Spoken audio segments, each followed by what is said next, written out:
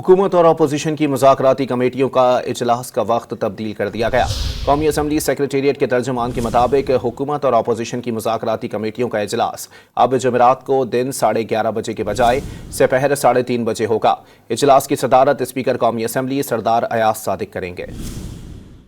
हुकूमत और अपोजिशन की मुज़ाकराती कमेटियों का इजलास का वक्त तब्दील कर दिया गया। कौमी असम्बली सेक्रेटेरिएट के तर्जुमान के मुताबिक हुकूमत और अपोजिशन की मुज़ाकराती कमेटियों का इजलास अब जुमेरात को दिन 11:30 बजे के बजाय दोपहर 3:30 बजे होगा। इजलास की सदारत स्पीकर कौमी असम्बली सरदार अयाज सादिक करेंगे। हुकूमत और अपोजिशन की मुज़ाकराती कमेटियों का इजलास का वक्त तब्दील कर दिया गया। कौमी असम्बली सेक्रेटेरिएट के तर्जुमान के मुताबिक हुकूमत और अपोजिशन की मुज़ाकराती कमेटियों का इजलास अब जुमेरात को दिन 11:30 बजे के बजाय दोपहर 3:30 बजे होगा। इजलास की सदारत स्पीकर कौमी असम्बली सरदार अयाज सादिक करेंगे। हुकूमत और अपोजिशन की मुज़ाकराती कमेटियों का इजलास का वक्त तब्दील कर दिया गया। कौमी असम्बली सेक्रेटेरिएट के तर्जुमान के मुताबिक हुकूमत और अपोजिशन की मुज़ाकराती कमेटियों का इजलास अब जुमेरात को दिन 11:30 बजे के बजाय दोपहर 3:30 बजे होगा। इजलास की सदारत स्पीकर कौमी असम्बली सरदार अयाज सादिक करेंगे।